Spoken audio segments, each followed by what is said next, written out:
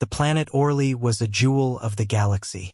Nestled between two nebulae, its atmosphere shimmered with an ethereal glow, and its cities floated like castles above the lush, endless jungles. It was a land of both beauty and power, home to the Virelian people, an ancient, regal species with violet skin, bioluminescent markings, and a sophisticated culture that extended across the galaxy. But there was one person who had never meant to be part of the Virelian world. Ethan Cross, a human soldier, a mercenary from Earth, had only been on Orly for a mission. But when the Virelian princess, Seraphina, had been attacked by rebels seeking to destabilize her mother's rule, he had made the choice to protect her, no matter the cost. That decision had changed everything. The Virelian queen, Myria, had never been one to easily forgive or forget. And though Seraphina, her daughter, had begged for mercy, it was Ethan's act of heroism that made all the difference. The rebels had infiltrated the royal palace, intending to take Seraphina hostage and incite a civil war. Ethan had fought through their ranks, taking grievous wounds to ensure the princess escaped safely. Seraphina had been left unscathed, but Ethan had bled for her. His body was covered in the scars of battle, his breathing shallow as he was brought before the queen in the aftermath. "You have protected my daughter," Queen Myria had said, her voice colder than the stars in the void. "For that you shall be rewarded. But know this, human, you are now bound to the Virelian crown."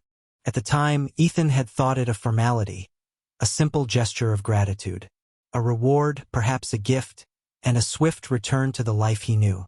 But as he lay in a recovery chamber, his wounds slowly healing with the advanced alien medicine, he realized the true meaning of Myria's words. Days turned into weeks. Ethan was a prisoner within the palace, though he was treated with an odd kind of respect. The Virelian physicians had patched him up, their technology beyond anything Earth could boast. But he was not free to leave. Guards followed him everywhere, and Seraphina, who had grown fond of him, visited daily, her presence both a balm and a reminder of the debt he owed. The princess's visits were kind, filled with genuine gratitude.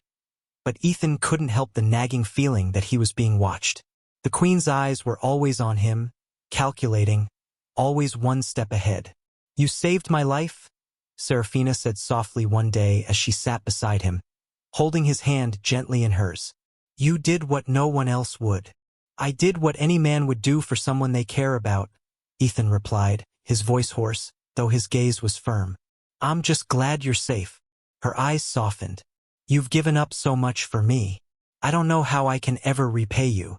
"There's nothing to repay," Ethan muttered, shifting uneasily. "It was my choice. I'd do it again." But as the days passed, Ethan began to realize that the Virelian queen had no intention of letting him go. He wasn't a hero to her, he was a tool. The queen had seen in Ethan something valuable. He was a soldier, a warrior, a resource to be used not just for protection but for something more. One evening, as Ethan wandered the palace gardens, trying to clear his mind, he was approached by the queen herself.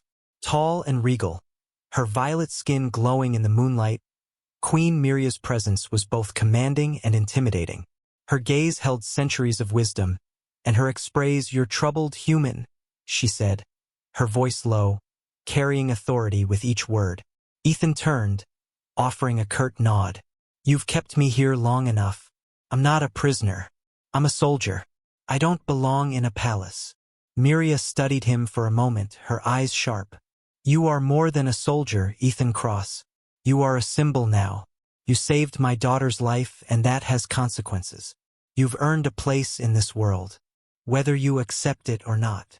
Ethan shook his head, his patience wearing thin. "I'm not interested in being a symbol. I came here for a job, and I'm done. I'll leave when I'm ready." The queen's lips curled into a small, calculating smile. "Oh, but you misunderstand. You don't get to leave, human. You've already made a decision by saving my daughter. You've already chosen." "I didn't choose anything," Ethan snapped, his temper flaring. "I did what was right, what anyone would do."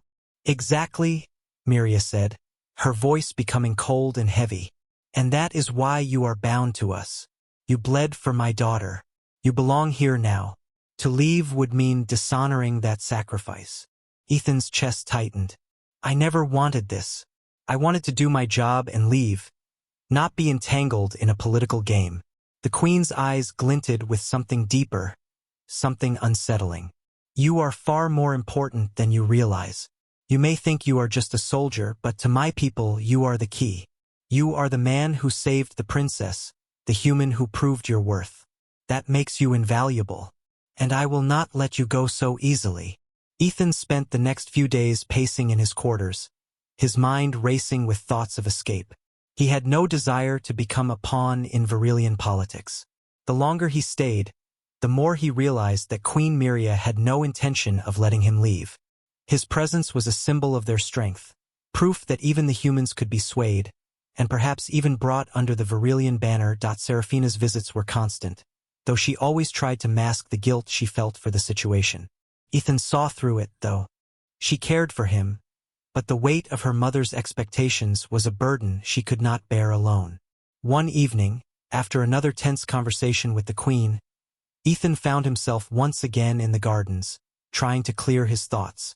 He heard footsteps behind him and turned to find Seraphina, her usual soft smile replaced by a more serious expression.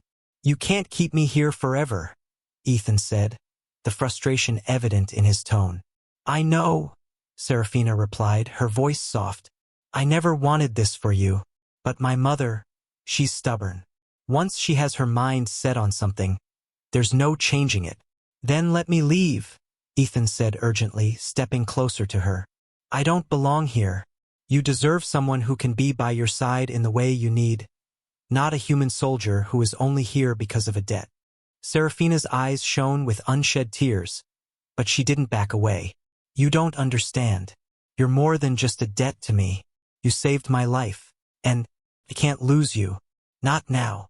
Ethan's heart tightened, the weight of her words heavier than any weapon he had ever carried. I can't stay here, Seraphina. You don't need me as some kind of token. You need freedom. I need you, she whispered, her voice thick with emotion. I've never needed anyone like I need you, and neither has my mother. Ethan stepped back, his hands balling into fists. That's the problem. Your mother doesn't see me as a person. She sees me as leverage.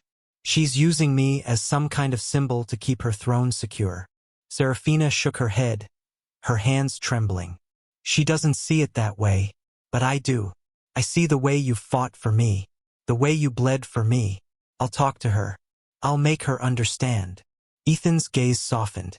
You can't change her, Seraphina. She's too powerful for that. But Seraphina's resolve was clear. I'll try. The next day, the Queen summoned Ethan to her private chambers. He had a sinking feeling in his stomach, but he walked with determination. When he arrived, the Queen was already there, seated in a throne-like chair, her eyes narrowed. You think you can leave, don't you? Myria's voice was calm, almost predatory. I'm not interested in being a symbol, Ethan said firmly, his jaw clenched. I don't belong here. I've done my part. Let me go. You belong to me now, Queen Myria replied, her tone growing colder. You belong to the Varillian crown, and you will remain here as my daughter's protector. There is no escaping this. You made your choice when you bled for her. I didn't make any choice beyond doing what was right, Ethan said, his patience thinning. I've done enough, and I want to leave. Queen Myria stood, towering over him. You're underestimating the power of what you've done. You can't simply walk away from this. You've chosen your place in history, and I refuse to let you go. Seraphina entered the room, her expression one of determination. Mother, please, she said, stepping forward. You can't keep him here against his will. He's not a tool to be used for your political games. He's a person. He deserves to make his own choices. Queen Myria looked at her daughter, a flicker of surprise crossing her face. And what do you expect me to do, Seraphina? Let him go back to his meaningless life on a backward planet. Seraphina stepped closer, her gaze fierce. Yes, mother. Let him go. Let him choose his own destiny. For the first time, there was uncertainty in Myria's eyes. Ethan watched, hoping, knowing this would be the moment when everything would change. Finally, the Queen sighed, her shoulders slumping. Very well. You may go, Ethan Cross. But remember, there will always be a place for you here, should you ever wish to return. Ethan nodded, his heart lighter than it had been in weeks. Thank you. Seraphina's eyes softened as she stepped toward him, her voice barely above a whisper. I'll never forget what you've done for me. And as Ethan walked out of the palace, free at last, he couldn't help but feel that his future, was finally his to decide.